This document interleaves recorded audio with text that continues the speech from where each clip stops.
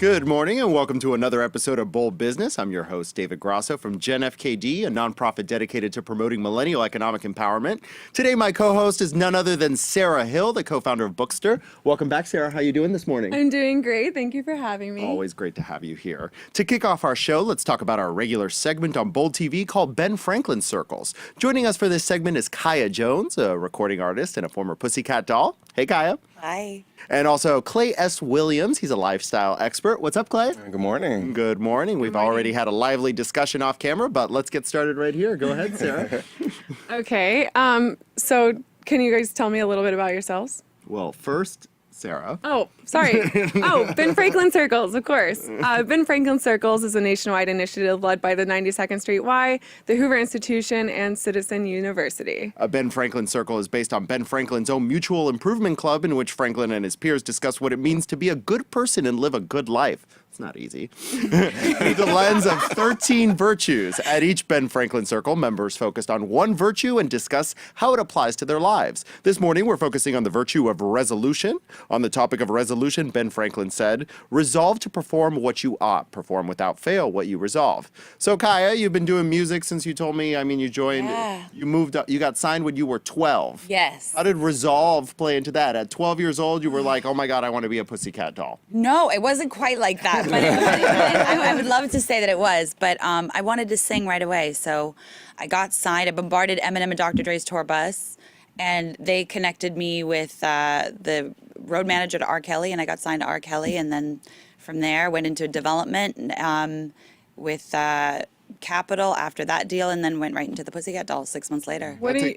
A lot of resolve, doesn't it? A lot of resolve. And then getting out of that and then finding my sound and all of that crazy. What do you mean bombarded the bus? Like I you walked literally in? wanted to, I felt like if I met other singers that they could help me. Like I believed this in my head, right? So I couldn't afford a ticket to the concert. It was really expensive. And so I lied and said I was staying at the hotel with my family. And they were like, yeah, what room are you going to? And I'm like, 703 was my house number. Such a lie. And started talking to the guys, and Proof from D12 is kind of who connected me with everybody. Yeah. Wow. So, funny enough, Klay wrote a book called There Is Only Plan A. It looks like you were... See? It seems like you have a perfect case study right here. No lack of resolve over here. Do you meet a lot of people like this? Oh my gosh, yes, especially artists. They all have this huge out-of-pocket life story where they've been trying to figure out like that determination to keep going, to figure out what they really want to do with their lives. And so my book and my work definitely speaks to that huge level of, I call it that space between logic and heart, where you have to sort of function. And that's a big part of the resolve in terms of finding your purpose in life and obtaining a sustainable road towards success. What is one of your favorite stories that you've heard of that is, larger than life?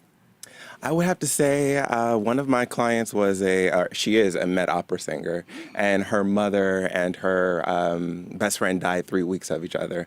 And she's trying to pursue this huge career in New York City, lost a lot of excitement, lost a lot of zeal for life, and really tried to figure out why was her purpose even important to even pursue after such loss and devastation. Wow. Yeah. Wow. Yeah. So, my understanding here, my notes here say, or I'm all-knowing, Kaya. So, Okay. I got so much resolve, I'm all-knowing. It says here you've been involved in hurricane relief efforts. Yes, myself and Joy. It was like we had our records were charting at the time, and it just felt wrong that we're promoting the records. So literally, like, I was on the chart, she's on the chart, and we're like, what can we do? Like, do we want to keep promoting our song? Do we want to go to Periscope and promote? Like, maybe they can donate instead of paying for our song, or instead of buying that coffee, will you donate? So day one, we raised $250,000, and by day three, we're at 1.5 million, and by day seven, we're at 3 million. Wow. Yeah. So we just kind of went for it. Went down to Houston, and we helped cook food for the relief efforts, which was about 20,000 meals a day. We were working with all of the volunteers, and a lot of volunteers had lost their home, and they were actually volunteering to not think about the fact that they had lost their home. So it was really intense and really beautiful, and some of that money is actually going to Irma for Florida. Wow. So, Klay, what do you say to people? I mean, I've been a hurricane victim before, but all sorts of challenges. You were talking about a story of someone who lost their mother and their best friend in a week. What do you say? How can these people find resolution? Right. It's really interesting that you say that. My sister was in Houston. She had to evacuate twice from her building. Oh my gosh. And the number one thing that allowed her, we were having these conversations, she's a single mom now and two young daughters. How do you move past all the hurt and the pain and really trying to reshuffle your life? And I said to her, Kate, what are you grateful for in this moment right now? What is it that you're learning that could set you up for another new, different experience? And she's a teacher. So she has taken this pursuit of trying to figure out her life into the classroom. And now her children, her students, are trying to figure out ways in which they can empower other people and support other hurricane evacuees in the process. And so she's using this tragedy as a positive to educate and also enhance and better the human condition. And I think that's a big, big, big plus in situations that are very painful. Yeah. What would you say to people whose plan A, like in both of these situations that you've brought up, is kind of destroyed? Like, or they think it's destroyed. Like, how do you find that? How do you go back to the original plan? Or Right. Can you? Well, I think that's a misconception. Plan A does not say there's only one path. There are millions of paths as long as you are focused in on what that vision that you had at the very beginning was. And so I would tell people to sort of figure out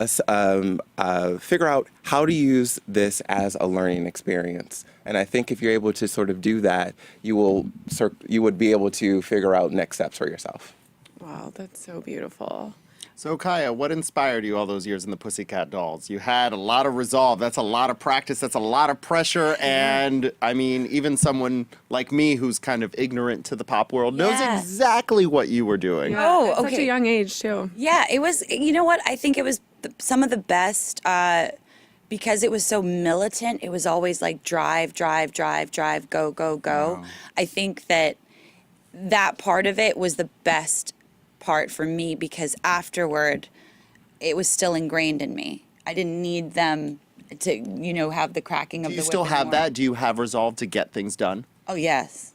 100%. That's muscle memory at this point? Complete. Like, go. Yeah. How do you use it? Like when you wake up in the morning, are you like, I'm going like a rocket ship, Yeah. or like you press a snooze 2 or 3 oh my times like I gosh. do? I'm a one-time snoozer. But Oh, I'm with you on that. I'm a one-time snoozer. Yeah, no, I tend to go. I'll rest when I'm dead, so I don't get much sleep. I'm on, Pacific time, and I think I was up at 4 a.m. Yeah. Make sure I was ready for this. I was like pulled together. Yeah. Wow. And you were on TV last night too. Yeah. You were I don't really sleep. No sleep. Marathon, right? Go. Yeah, exactly. So any last words, Klay, for those out there? Inspiration to have resolve to get over our challenges. Use your life as a blueprint. What has happened to you, figure out ways in which you can learn from it, and then use that learning experience to empower someone else. Wow. That's great. That's a wonderful conversation, you guys. Thanks for this great conversation. Ben Franklin Circles are easy to start, and anyone can run one. We'd like to challenge you at home to be bold and start your own Ben Franklin Circle. Get a group of 10 people and pick one of the virtues to discuss. And let us know what you talked about. Send us photos on Bold's Facebook page so we'd love to hear from you so that we can include you on a future episode. Get all the info you need to start one at benfranklincircles.org or email benfranklincircles@gmail.com to sign up and let them know you saw this segment on Bold TV. Next, before we move on and say bye to our guests, we wanted to get your thoughts on a study recently released by Wells Fargo on happiness and money, so we'll do this quickly. 62% of American millennials describe themselves as very happy and 65% say their life is meaningful, according to a new study published by Wells Fargo. Although millennials are happy, 69% say they want to get over their anxiety about money, and only a third say they are satisfied with their financial life. In the face of financial pressures, the study's positive financial indicator, PFI, shows that millennials are happier when they take specific action with their money and are engaged in financial planning. So, quickly, both of you, do you feel like you've taken charge of your financial planning, and does that help your overall happiness? Kaya? I actually have recently started being better at that, but I think, because I was horrible at it. But I think if you focus on whatever it is that you're doing, your narrative and your goals, try to be significant and worry about the work because you'll make money along the way and not make it about money rather than being about what you want to do and what you want to be. Absolutely. And I've recently restructured my whole program around money. I thought about it not as anxiety, but sort of what is my relationship to money? And how is it programmed through my life throughout the years? And once I figured that out, happiness has sort of flown in the form of money in a different way by just re-examining what my relationship is to it. And funny enough, that's exactly what this study said, is that people are generally happy, but they have a lot of anxiety about money. Yeah. And when they're able to conquer those fears, they feel a lot better about their own situation. Absolutely. So anyway, Kaya and Klay, always a pleasure to have you both on the show. Yes, thanks for joining us. Awesome. Our next guest is a serial entrepreneur and is involved in many financial services ventures, including asset management and 401k services for business owners. Josh Robbins is the Chief Strategy Officer for America's best 401k and portfolio checkup. He's also the co-founder of Swipeout, a technology company committed to helping tackle the world's most pressing problems stemming from extreme poverty. Welcome to the show, Josh. Tell us about your work. You know what? We're on a mission to rescue the retirement plans of Americans. That's our goal. I think most people don't realize the 401k is an incredible solution. As you mentioned before, the anxiety around it is important to conquer, but the more important thing is to know the rules of the game. I think most people don't realize the fees in 401ks will destroy futures. To give you an example, if you take two people and they have the same investment returns over their lifetime, right? No one's doing better than the other, but one has 1% in fees, but the other pays 2% in fees. The person with 2% in fees is going to run out of money 10 years sooner than the person with 1% in fees. So fees have a major impact, and most people are just completely unaware that it's eroding their retirement savings. A lot of young people don't even know what a 401k is. Yeah. Is that what you were going to go with this, Sarah? A lot of people don't know what a 401k is, which is sad. And then a lot of people, especially in startups, don't have one. So do you have any advice for anyone who's in that situation? I mean, I think you got to get in the game. I think to your point about conquering the anxiety, I think that most people have to resolve to get in the game. Number one, you got to commit to automating a percentage of your savings. That's the beauty of a 401k plan, is that you could take control of the power of compounding, right? Everybody talks about that. At the same time, you got to know the rules of the game. So Jack Bogle, the founder of Vanguard, heard the mutual fund company, he says, the miracle of compounding can be overwhelmed by the miracle of compounding costs. So you got to get control of the fees. So one of the things that we're focused on is making sure people know that. And in the small plans, it's actually unfortunate because big plans, big major companies, they usually have pretty good plans. Right, they But match and all kinds of stuff. Yeah, exactly. But small plans, especially startups and tech companies and doctors, dentists, lawyers, they're all in the small plan market. So 90% of plans out there have less than 100 participants or employees, and those are the ones that are really getting, shafted, if you will. So why is it important to have a 401k? I mean, let's start this basic.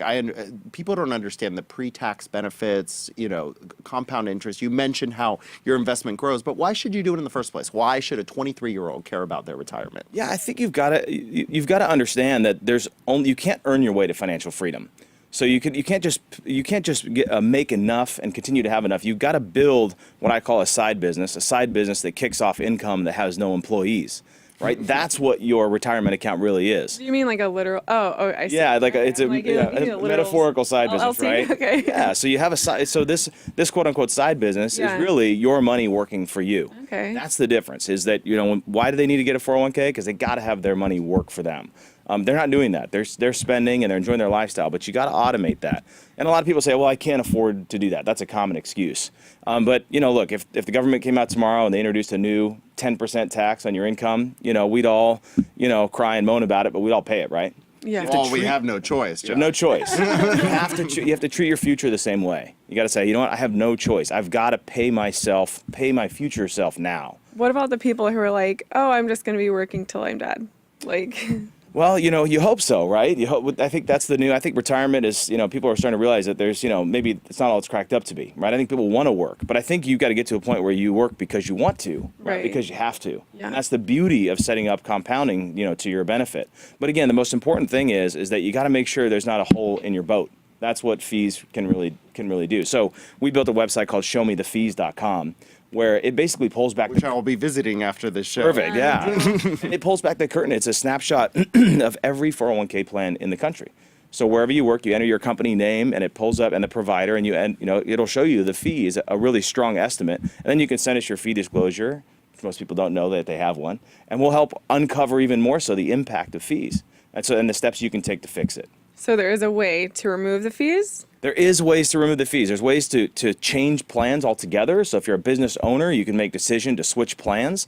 But if you're an employee, you can also navigate the mutual funds that you have to choose from. Some of those are a lot less expensive than the others. So you got to make sure you can navigate it that way.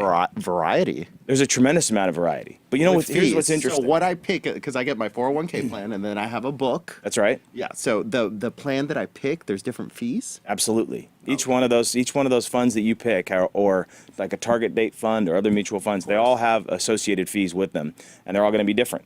So if you can look for like low cost index funds, that's what we recommend. Noted. Okay. Yeah. Well, we're all learning something here. So tell us a little bit about Swipeout before we let you go. We want to know about that. Yeah. It's a technology company committed to. That's right. So Swipeout is about to launch, and Swipeout's a technology company where it rounds up your purchases to the nearest dollar, and that spare change. So if a cup of coffee, is $2.50, and you go swipe your card, that additional 50 cents is automatically, again, without you having to think about it, is automatically donated to a charity of your choice. So it kind of takes the thought process out of having to give, takes the kind of the compassion fatigue out of like, okay, do I want to give to that or not? It just makes it part of your daily life, part of your daily spending. Wow. So Yeah. any advice before we let you go for people besides, save, 401k, anything? Yeah, I would say just get in the game. Start with a small percentage. If you think you can't save 3% of your pay, if you don't have a 3%, start with 3 and then start escalating it every year. Right, so maybe 4 the next year, then 5 the next year, then get up to 10%. You got to get 10% of your income away. Number one, and then number two is know the rules of the game. So you've got to if you go to show me the fees, understand what you're really paying because you got to plug that hole in your boat if you're gonna sail to Hawaii. Yeah. I love that saying. Get in the game. Yeah, get in the game. Get in the game. Josh We're going to do Robbins, it. thank you so much. Yeah, thanks for having me. Thank you. Our next guest is the founder and CEO of Social Coaster, a full-service influencer advertising agency. Jonathan Burden is originally from Kentucky and now calls Nashville home. He is here to talk about his adventures in digital entrepreneurship, having started several web hosting companies. Good morning, Jonathan. Good morning. Thanks for having me. Tell us about your work at Social Coaster. So Social Coaster is an influencer advertising agency, and we help brands reach millennials. As you guys know, The zoo animal of the millennial. We don't know anything about those people. Definitely. So, as you guys know, millennials are no longer watching TV. They're no longer reading newspapers. And so where are they at? They're on social media. And Bold's done a really great job of going out and trying to reach them on social media. And that's kind of our business model is to help brands reach millennials. So how do you reach millennials? Like everyone's like, oh, millennials, and they're all like these big collective group of people, but how do you influence them and reach them in a way that's unique? Yeah, so we have two parts of our business actually. One side of it is we actually consume and acquire Instagram accounts, and it's kind of interesting because some of these accounts have like 9 million followers, and I'm posting content and have millions of views, which is sometimes more than what you would have like on a television show. And so by producing this content and coming to the millennials, then brands can come to us and say, hey, like we have this product. Do you have any ways to like naturally integrate this brand with any of your audience or any of your influencers? And the cool thing about influencers is it's extremely genuine. Brands are looking for that. And I think you showed a statistic a second ago, but brands are looking for genuine relationships, like genuinely reaching millennials. Yeah. So what's an influencer? Let's break it down because Yeah. I hear that word thrown around a lot. I hear it. Influencer. Yeah. What is it? Yeah, it's a good buzzword, right? So influencers are just individuals who have a really large following that have a more organic reach. Unlike watching a commercial where it's just pushing an ad, an influencer is someone who has a following that can discuss the topic and it's genuine and real. And so does that make any sense? Sorry. No, yeah, it does. Yeah. So it's kind of a surreptitious ad, isn't it? It's a little different because it's being conveyed by a person. Yeah, and it's not advertising in your face. yeah, exactly, correct. What would your advice be to somebody who wants to be an influencer? I feel like there's a lot of people out there who want to be an influencer but don't know where to start. And how do they build that platform for themselves? Yeah, definitely. I think just like a traditional business, the first thing to do is go out and get a mentor, go out and find someone who is an influencer already and just start talking to them, saying like, hey, can you give me any advice? Collaborations are probably the fastest way to grow your page. If you can go out and find someone with hundreds of thousands of followers who will create a piece of content with you and shout out your page, that's a great way to grow. And then just being consistent, getting on your social media platforms. There's various ones, as you guys know, and just posting regularly, posting great content and looking to add value. I think too many times people just try to post things to, push a message and they forget the whole part of adding value. So interestingly, you're in Nashville. I keep on hearing Nashville more often. Yeah. What's it like down there? Country music capital of the world, as you guys may know, but it's actually, man, it's like blowing up, and the energy in Nashville is extremely high. The startup life is really starting to grow. I think it's one of the fastest growing, cities in the nation. So it's an exciting place to be. For us, it's really good because LA, San Francisco, obviously those are really big areas in the tech world, but for Nashville, we're kind of out of the buzz a little bit, so it's a great recruiting tool. It's cool to be kind of on the leading edge of tech in Nashville, and we can bring in some great people to help grow our company. Nice. I also have another question about, so how do you make these ads, or what advice do you give to these influencers to make their ads come across as genuine and not just completely staged or unauthentic? Like, how do you do that? Yeah, so one of the biggest problems we have is actually working with the brands, because I think a lot of times brands are so used to having like the tight grip over Robotic. yeah, they and they want to like disapprove the influencer's content, but we try to remind them like, hey, the whole point of this influencer marketing is just to be genuine, to be real. And so we actually try to give complete creative control with obviously some guidelines to the influencers and just let them do content that matches what they would normally do. And if it's not an organic fit, it's probably not a good fit at all. So what is your advice to people who follow influencers? How should we view them? How do we interact with them? What can they add to our lives? Yeah, well, first of all, like when you follow an influencer, I think to keep the whole market working, you should hold them accountable. If you see an influencer, running a promotion that doesn't seem to fit what they do, it doesn't feel organic, then call them out on it. And I think that's really important as we move forward with influencer marketing industry. It's one of the fastest growing segments of advertising. And I think to hold them accountable for that. Also to remember they're just real people like you. Sometimes you can forget that these are just a lot of times 16, 17-year-old kids out there producing content. So. That's crazy. Can you imagine having hundreds of thousands of followers and being a 16-year-old? No, I can't. That would have gone straight to my head. Of course. Like, you don't know what you're doing at 16. Can you? I can't imagine. But what about when something goes terribly wrong? Like, not too long ago, there was that incident with the island. The festival. The festival. Yeah. Oh, the fire festival? Yeah. Yeah. How do you, that's a PR and logistical nightmare. Like, how do you fix that or prepare for that? Well, first of all, I'm glad that wasn't our agency behind that. But I think, again, that just comes down to influencers that started promoting something without really knowing what they were promoting. So I think, you've got to, take a second, breathe, know what you're promoting. I know sometimes it's easy to take the big sums of cash that brands are offering to throw at you, but I think just make sure that you know what you're promoting and keeping it real and genuine. Awesome. Thank you for joining us, Jonathan Burden. We really appreciate the Yeah, conversation. thank you. Thanks for having me. Next up, we welcome Jan Brish. She is the Executive Vice President and Chief Operating Officer of the Prevent Cancer Foundation. Jan's work involves everything from the development of strategic objectives and partnerships, fundraising, implementation of programs and initiatives, budget development and oversight, board governance, and being a spokesperson. She's here to talk about her professional journey and her work at Prevent Cancer Foundation. Welcome. We find it's very important to have representation from the nonprofit sector. Thank you. I'm delighted to be here. So all of that stuff that's in my job description, that's nonprofit jack of all trades. Yes. I was wondering when I was writing the script, I'm like, oh my God, how does she have time to do all this? It's impressive. Well, it is a process, and you find, you figure out what's happening. But I have a terrific team of people that work with me, and so that they make it easier for me to do it.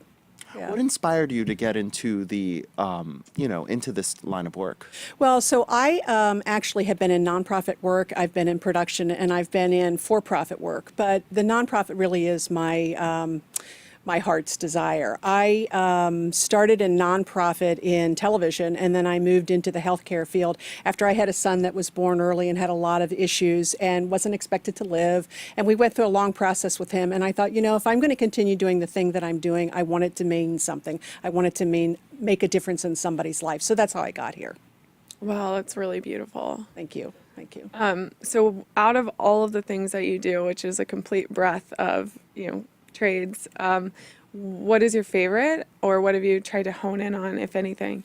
So the thing that I like to do the best is being creative and working with our team on creative campaigns and that. And I really just kind of oversee it and let them run with it.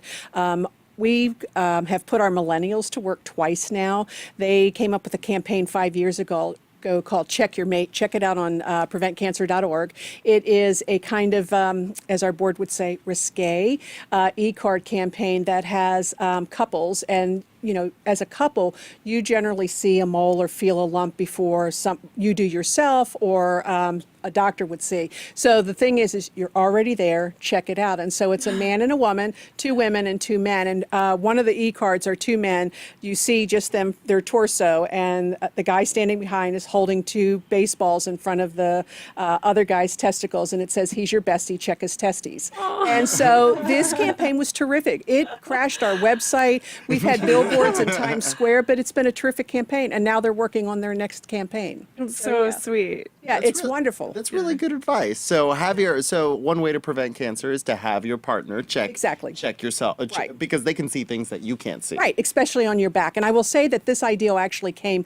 we had the former mayor of Boston, we had given him an award, and he talked about how his wife saw his mole in the shower. Mayor Now- Menino? Yes. Yeah, And who died last year. Yes, and so right? that was not a vision you wanted of him in the shower, he and his wife in the shower, but we thought, there's a campaign here. And our millennials ran with it and did, a great job. And then we also are running a campaign right now called Think About the Link, which is the link between viruses and cancer.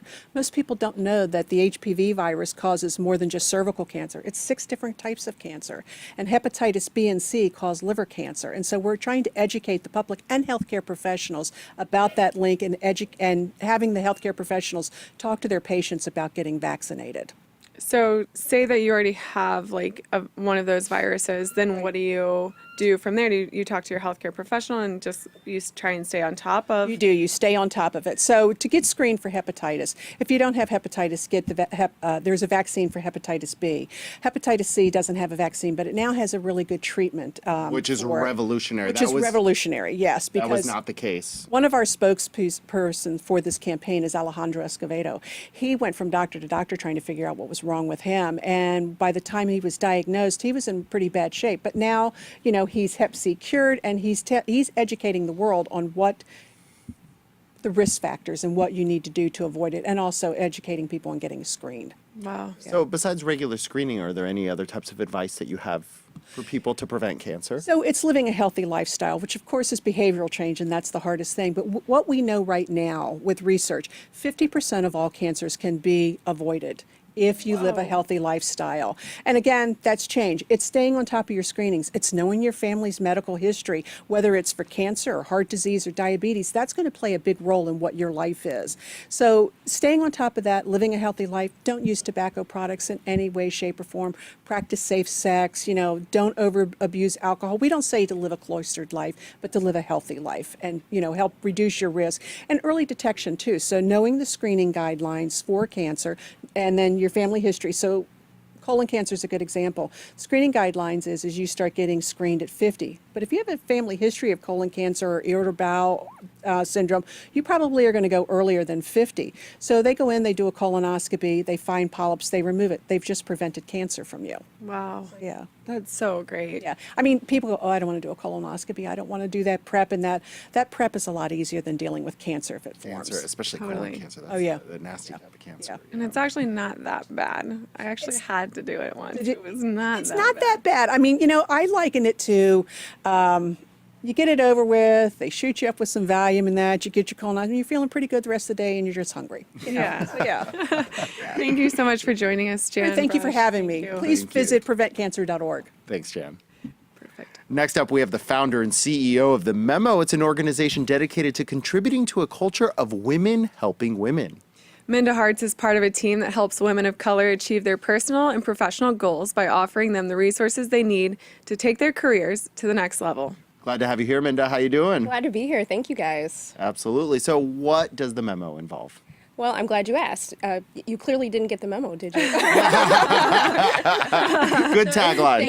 The memo is essentially a career subscription platform geared toward women of color. Women of color have different challenges in the workplace and obstacles to deal with outside of the all-encompassing women, right? All throwing everybody into one box. So the memo helps women of color at every stage of their career, from salary negotiation to career transitioning to leadership skills. And every month you get a tool in your inbox to help you achieve that goal. Wow. Yes. So is it it's a website and an email newsletter?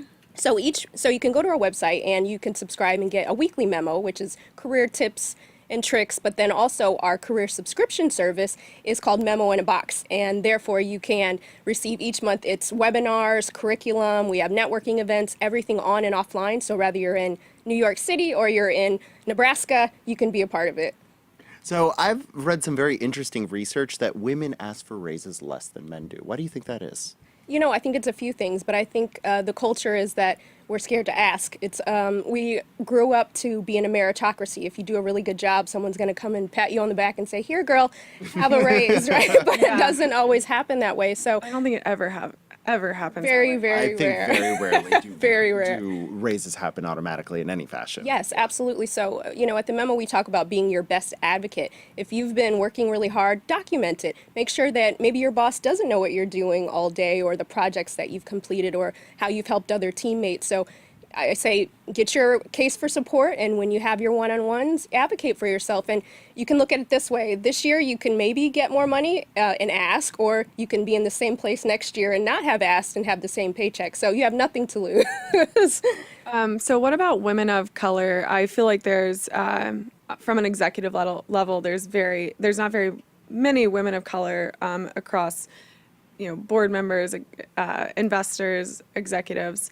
What is your advice to women out there that they can do to help them, move up a level in their career?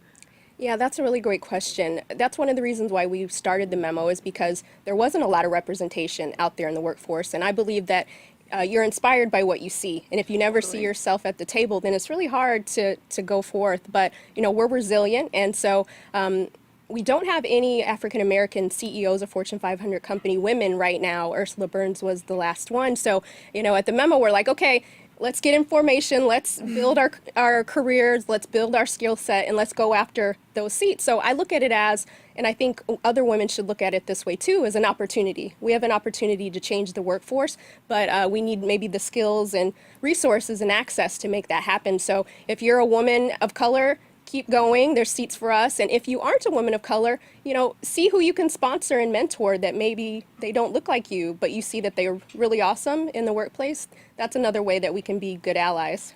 So something that I never let go by when someone comes on the show is their own story. Let's hear a little bit about Minda. How did you end up where you are today and in that chair? I've been very fortunate and blessed to have a seat at the table in my former life, and I met a lot of great people who believed in me and gave me a shot. And I think that the thing was representation, but the one thing that I'll say that I never saw was a woman of color in a high position that looked like me. So I always really fought really hard to figure out how can we change the dynamics, and I thought about legacy. I did really well at my job and made a lot of money, but I thought, you know what, this is no good if I can't bring other people that look like me with me. And so for me, it's building a legacy. It's hopefully if we create more seats for other women, then they'll do the same, and then we change the dynamics regardless of the color that we are. And so for me, now my life's work is to advance women of color, because we don't have an advocate out there that's going around preaching the good word of inclusivity for us. And so I grew up in the Midwest and pastor's daughter and very humble beginnings, and so Hence why you're charismatic. Yes, That's yes. preaching in your family trying helps to, you like- speak. You speak very well, thank Minda. you. I'm trying Yeah. to hold back before I start to preaching up here. You know, you feel it sometimes. We're getting the girl, do message, it. Minda. It works. That's amazing. Yeah, I'm very glad that you're doing that. I think that I know what I don't see women of color. I'm usually the only woman in the room, and definitely the people I'm seeing are all white men. Not that there's anything wrong with white men, but there's a lack of diversity there. Right, and perspective. So when you don't have everyone at the table having a voice, then you kind of miss out. We become invisible, and so I think we're in a good position to change those dynamics. Awesome. Well, thank you so much for joining us, Thank Minda. you, guys. So our next two guests are part of our weekly Bookster segment. Bookster is a website for book lovers and much more, and they're co-founders right here. Hey. You can go over to their Facebook page and catch this show every week and a lot of other good stuff. Correct. All right, so our first author today is Dr. Annie McGee. She's here to talk about her book, How to Be Happy at Work, which highlights why happiness and the full engagement that comes with it is more important than ever in today's workplace. Dr. McGee, welcome to the show. How are you doing today? Hi, please call me Annie. Annie. With such a fancy title, I thought, No, I'm no, the no. only person in my family without a doctor in front of it. So You'll get one day. You'll get one day for sure. So being happy at work. Yes. Why is it more important than ever? Well, first of all, happiness is a human right. Why shouldn't we be happy for a third of our waking lives? We're at work all the time. And you've had guests on the show this morning that were talking about meaning and purpose. We need to feel that our work matters. And when we feel that way, we're happy. So how do you know if you will be happy at work? Like, I've had different jobs and I've been happier at times than others, and it's hard to leave somewhere where you're like, well, I'm unhappy, or am I going through a phase, or how do you know if you're in the right place? It's a really good question. We're not going to be happy all the time, every moment of every day. Of course not. Things are hard. Things are tough. There's a lot of stress sometimes. But if over time you feel your joy dwindling, you're a pessimist instead of an optimist, you don't feel you're being at your best, then you're probably not. And that's the time to ask yourself the hard questions. Is this just a phase? Is this just a period of time that I have to get through? Or do I need to really think about changing my attitude, changing how I approach work, or maybe even changing what I do? A huge percentage of people are not engaged at work, and it seems to be a huge problem all over the world, Yes. across all societies. If you're not engaged at work, what do you recommend besides, the nuclear option of changing jobs? How can Yeah. we kind of reshuffle the cards in our own situations? Well, we need to reshuffle the cards for a couple of reasons. We shouldn't have to live that way, number one. And when we're disengaged and unhappy at work, we can't be at our best, so our organizations suffer too. There's a lot of research that says that. When we're unhappy, we don't succeed as well. So we need to shuffle those cards. What do? You know what? We can't blame it on other people. We can't look at that manager, no matter how bad he or she is, and some of them are pretty bad. Got to take it in our own time and take our own responsibility for looking at what we can do to change our mindset and maybe do things differently at work. So what would be one example of something that you could do differently at work? Find a friend. Find a friend. We always hear you're not supposed to be friends with the people you work with or the people you manage. I mean, that's just an old myth we need to get rid of. We need friends at work. We need people who care about us. We need people to talk with about things we do outside of work. You don't have to go on vacation with these folks or even go out to dinner, but find a friend, somebody you can hang out with, and not just to complain with, but to talk about optimistic, positive things as well. So, Annie, I've worked at companies, many different companies, and some have this culture of, really valuing employees, and others do not. What do you do if you find yourself at a company that really views employees as a disposable asset? Unfortunately, a lot of companies do. And this, I think, is tied to why 2/3 of us are disengaged or neutral about work. If you find yourself in that situation, the temptation is to look up and blame them, the proverbial them, the big leaders, the bosses, the managers. And you will actually make yourself more miserable if you focus only on what others are doing. We have a lot of control over the environment in our own workplace. And I don't necessarily mean the physical environment, the emotional environment. So if we start out positive and share that with people, emotions are contagious. They're literally contagious. We can build a culture around us. It's small, it's just a little pocket, but it's better than just giving into the negativity. So, would your advice be if you're unhappy where you are? Do you, and it's not really just where you are, but what you're doing. I think a lot of people, fresh out of school especially, they start on a career path and then they realize, oh, this isn't the place that I want to go, or this isn't the place that I want to be. Would you tell them to, change jobs or change careers or go back to school, or, how do you do that soul searching for someone to truly be happy where they are? It's such a good question. I was just talking with a professor the other day who was telling me that her graduates are taking jobs they know already they don't like. Oh. I know, it's heartbreaking. And they think they'll go for a year or two and then do something different, and some of them will.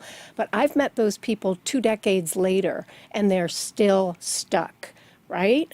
So what we need to do is not get trapped by the shoulds in life. Don't take a job because you think you should, because it's a fancy name company or it's a big brand. Try to pursue your passion. So I would say from the outset, pursue your passion.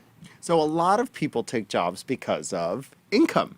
If you're offered an absurd raise from a big name company, does that translate into happiness? It's funny, it does not.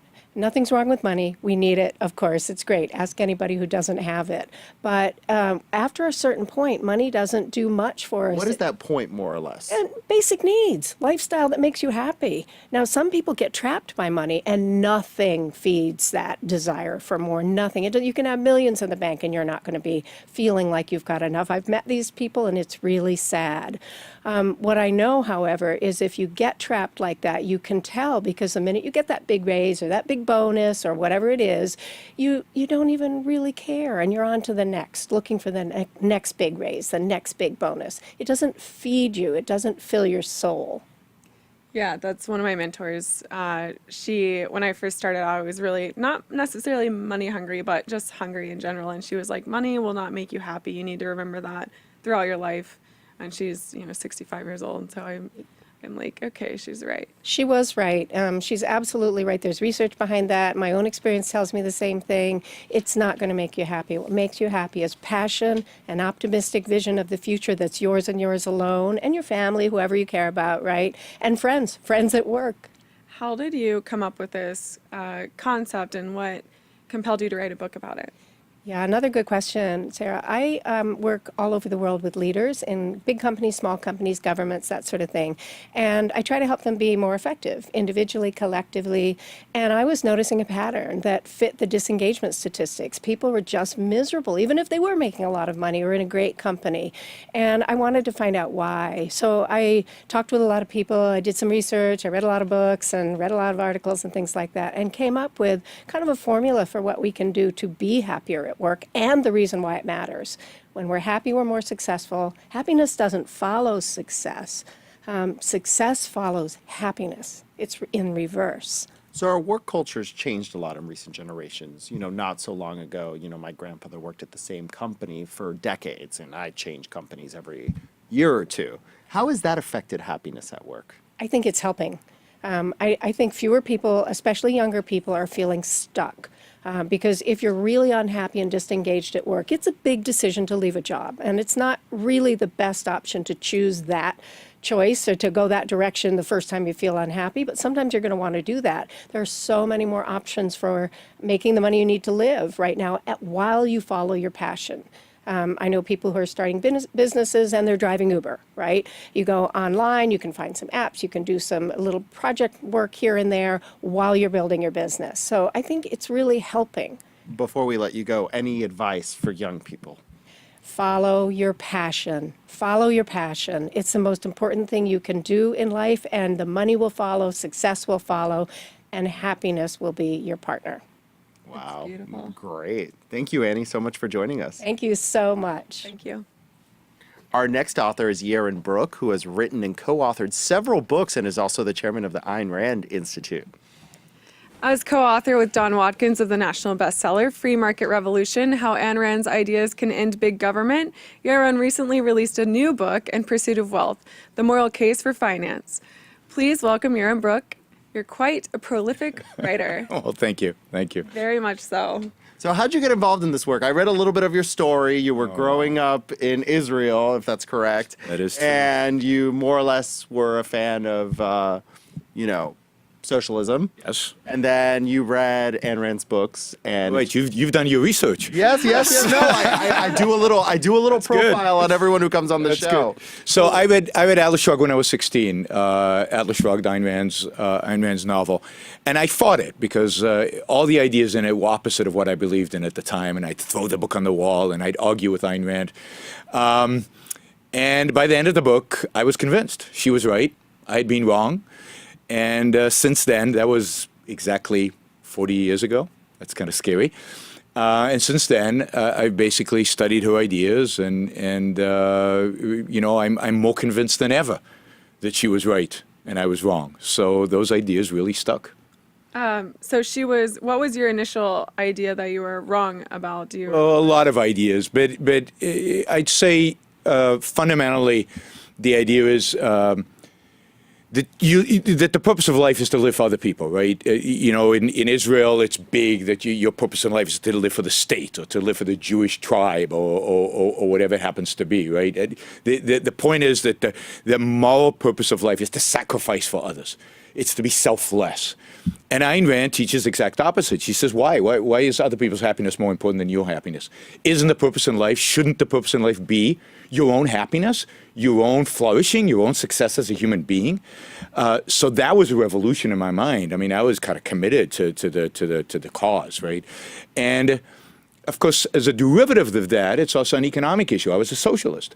The point of life is to sacrifice for the poor or for whoever doesn't have as much as you do, and redistribution of wealth, and capitalism is kind of evil and bad. And Ayn Rand suddenly convinced me that, wait a minute, why is it wrong for people to pursue their passion, to start companies, to make money? How do you make money if not by creating products and services that other people want? Aren't you making the world a better place to live by making money? Isn't that the process by which we improve the world around us?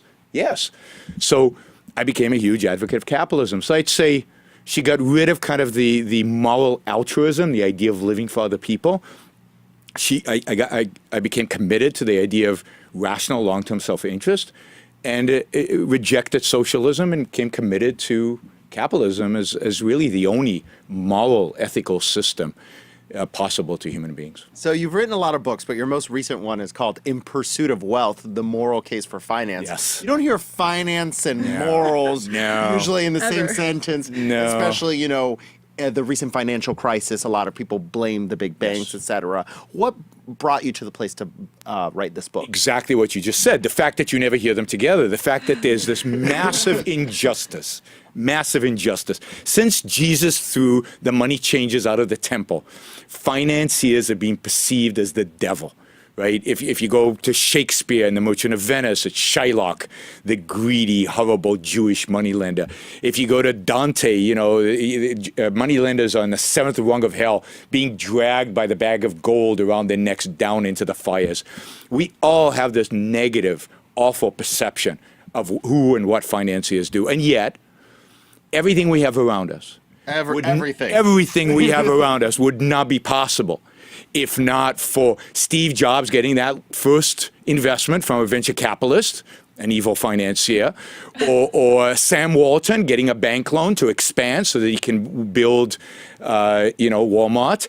Everything around us, literally everything around us, is made possible by the fact that financial markets are incredibly efficient and incredibly productive at allocating capital efficiently to its most productive use so that the stuff we all enjoy is made possible. And if we go to the financial crisis, that's exactly the example. Every single financial crisis for the last 2,000 years has been blamed on financiers. And yet, when, as economists, we step back a little bit and put aside our emotions and actually examine the facts, what we discover is it's not their fault. Almost all these financial crises, including in particular this one in 2008, are caused by bad, stupid government policies.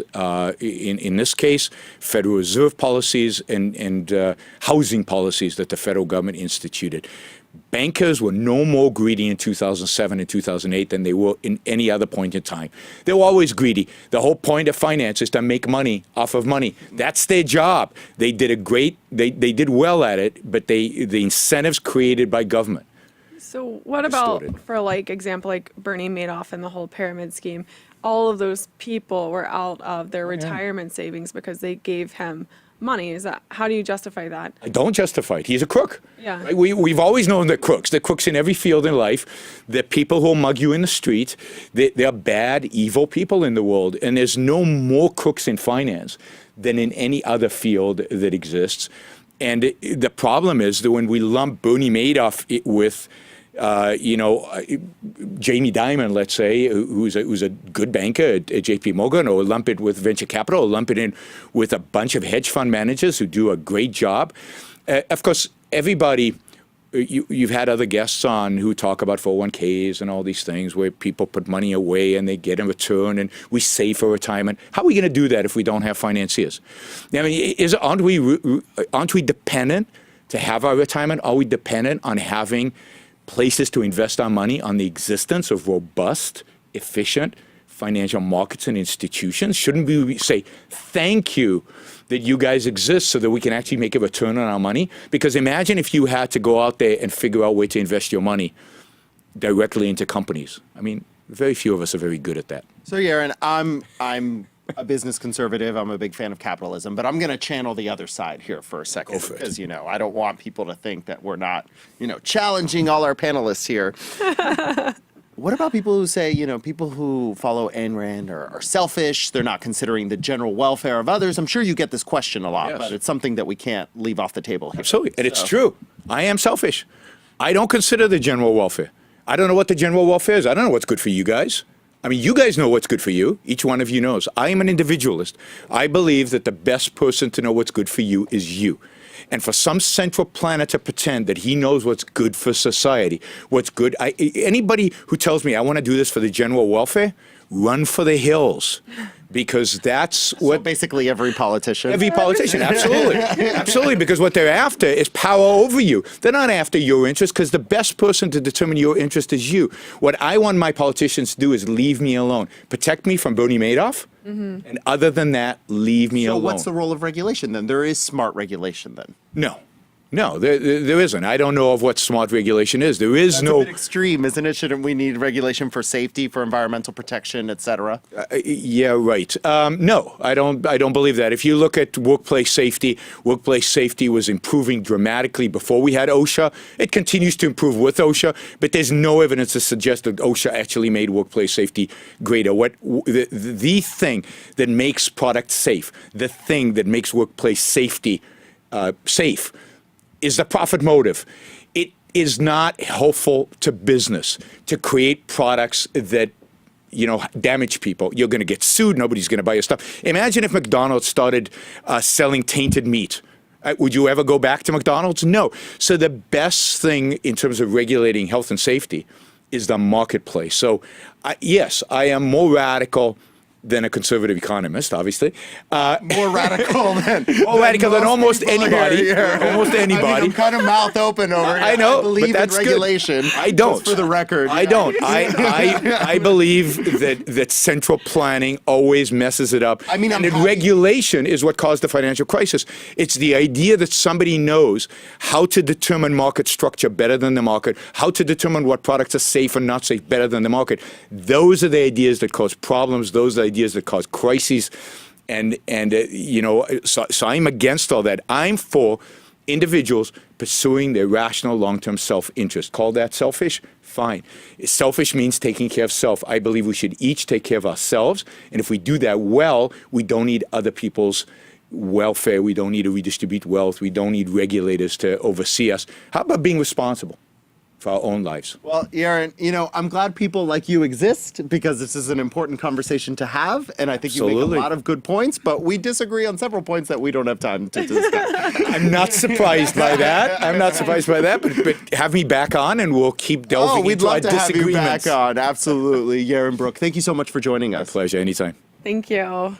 Our last guest is the founder and chief visionary officer of the Black Man Can Institute, a conscious social community that reflects positive images of Black boys. Brandon Frame works in all facets of the organization, including the Black Man Can Institute, a mentoring program designed to uplift, empower, educate, and motivate young men of color.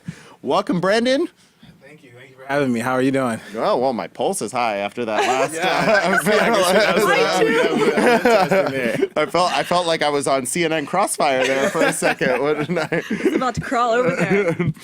So tell us about the Black Man Can Institute. It's a lot of it is about mentorship, correct? The Black Man Can Incorporated was started as a blog, and it's grown into an award-winning By you? nonprofit. Yes. By you. So you started this blog. Yes, and then it has grown into a nonprofit organization focused on celebrating, educating, and inspiring boys and men of color. Our signature program is the Black Man Can Institute, where we go around the country in different communities and mentor young men. We have a mentor network of over 250 men who will descend upon a particular community. The boys receive ties, learn how to tie double Windsor knots, and overall get empowered, educated, and inspired by men of color, which ultimately will improve their outcomes in life. That's amazing.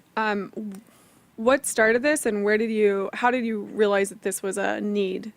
M.K. Asante is one of my favorite scholars, and he says once you make an observation, you have an obligation. And so I made an observation that boys and men of color need to see positive images of themselves and need to have their stories told. So therefore, I have an obligation to follow through on that and create it, and that's how the Black Man Can was born. Wow. So absolutely, and right now, our national anthem is in the news and whatever, and a lot of these images. Do you feel like a lot of times that issues like that cast men of color in a negative light? Absolutely. I think not even a negative light. I think that this particular thing that's taking place is putting us in a positive light, is allowing us to have a voice that has often been silenced or marginalized. So I think that that's really important. I think it's important for young boys of color to also see athletes taking a stand and using their voice in a way that will only uplift our communities. Definitely. You can't be what you can't see. That's Absolutely. what I heard. So how old is this organization? We've been around for 7 years. So the blog started in 2010, and over time we have just grown and innovated and done different things from our institute to the Black Man Can Journal, Define Yourself, Redefine the World, the guided journal for boys and men of color, the Black Man Can Awards, and a host of other things and programs and initiatives that all tie back to just originally just starting a blog and seeing a need and then continuing to grow over time. So a lot of the time, these young people that you work with, are they in desperate need of a mentor? No, I think that, I don't know if we want to say desperate need. I think that we all need mentors. I think that it's kind of across the board. We can all think about a place where we want to get to, and we need somebody to help us. We want somebody who might have made it in 20 steps, and we want to make it in 10. And so all the young men definitely need mentors. They need role models, and we're happy to be able to provide men to be able to be those role models for the young men. I love that so much. I love this entire concept. I think it's so beautiful. Thank you. So do you work primarily here in New York City then? We have New York City, Atlanta, Charlotte, Memphis, Wilmington, Delaware. So we've been throughout various communities. We're based in Connecticut, but we've worked in multiple communities across the country with the work that we're doing. I kind of call it, our goal is to manifest destiny. So we want to get to the West Coast, right, and be able to work in communities all throughout the country. How many boys have been mentored so far? Do you know? We've had over 5,000 young men participate in our programming, and we're really excited about kicking off our fundraising campaign very soon, because our goal for 2018 is to, over the course of 4 years since the Institute was launched in 2013, we've impacted 5,000 young men. Our goal in 2018 is to reach 5,000 young men, so we're really excited about kicking off that campaign and creating a village of people who want to celebrate, educate, and inspire boys and men of color. So Brandon, what inspired you to do all of this? Because it would have been just easy to go to work, get your paycheck, go home. What inspired you to take a risk and go do all of this? I think it started I went to Morehouse College, and so just being in that type of community, that type of learning environment helped propel me to develop the positive self-identity that I needed to move forth in life, and then ultimately take that leap, that I can accomplish anything, that there's nothing that I can do, that I have to turn stumbling blocks into stepping stones and ultimately be very successful. And I think it really started there. And then while I was in school, though, I did start a mentoring program at Charles R. Drew Charter School on the east side of Atlanta. And while I was there, we would take young boys to Morehouse and all throughout different places in Atlanta. And just by doing that type of work, just immersing myself, just taking an opportunity to do mentoring with young boys, I saw that this was my calling, this was my passion, this is what my purpose was, and to follow through on that. Wow, it's so touching. It's really beautiful. Thank you so much. Thank you for what you're doing and for coming on to Bold. No, thank you for having me. As always, we want to thank you for watching Bold Business. A great deal of gratitude goes out to all the people who make this show happen every week, live right here in New York City. Join us next week at 9 a.m. for a whole new lineup of guests from every walk of life. And thank you, Sarah. Thank you. Thanks for having me. Absolutely. See you soon. Bye.